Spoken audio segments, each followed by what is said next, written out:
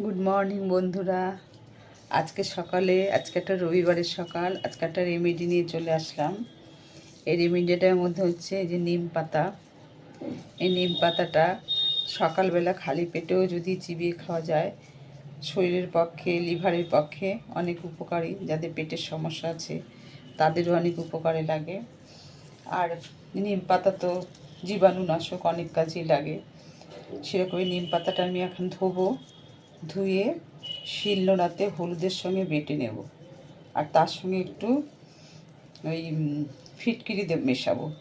মিশিয়ে শীতকাল এসছে, তার সঙ্গে আমি যে কোনো বডি অয়েল, সে যেটা ইউজ করে, নারকেল তেল হোক, অলিভ অয়েল হোক, সর্ষের তেল হোক, সেটা যদি মিক্সড করে বডিতে একটু ম্যাসাজ করা যায়, তাহলে শরীরটা অনেক, মানে যা টান টান হয়, যাদের ফেটে যায়, কুঁচকে যায় ওর থেকে, আর শরীরে বিভিন্ন র্যাশ বেরোয়, চুলকানি হয়, তার থেকে অনেকটা কাজে লাগে।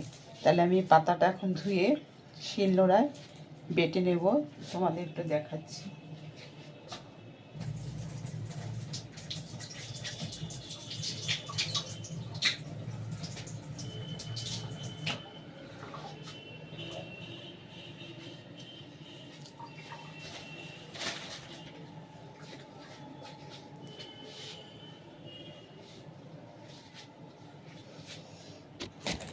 পাতাটা ধোয়া পরিষ্কার করা হয়ে গেছে।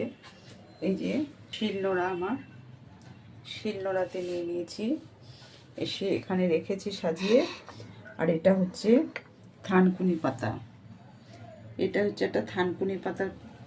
এটা হচ্ছে সকালে খালি পেটে খাওয়া, খুব ভালো। এই থানকুনি পাতাটা ভিজিয়ে রেখেছি সকালে খালি পেটে খাওয়ার জন্য।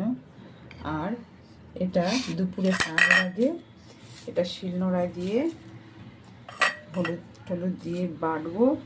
বেটে এই বাটিটায় রেখে তারপরে এটাকে স্নান টান করে হাত পা মুছে এটাকে লাগিয়ে কিছুক্ষণ রেখে তারপরে গাটা মাসাজ করে নেব। তাহলে এটা শীতকালে শরীরে অনেক উপকারী এবং জীবাণুনাশক। আর হলুদ আর নিম পাতা অনেক কাজে লাগে, সেটা সাধারণত আমরা অনেকেই জানি। এইভাবে আজকের দিনটা শুরু করছি, তোমাদের কিছুটা দেখিয়ে নিলাম। রাখছি বন্ধু।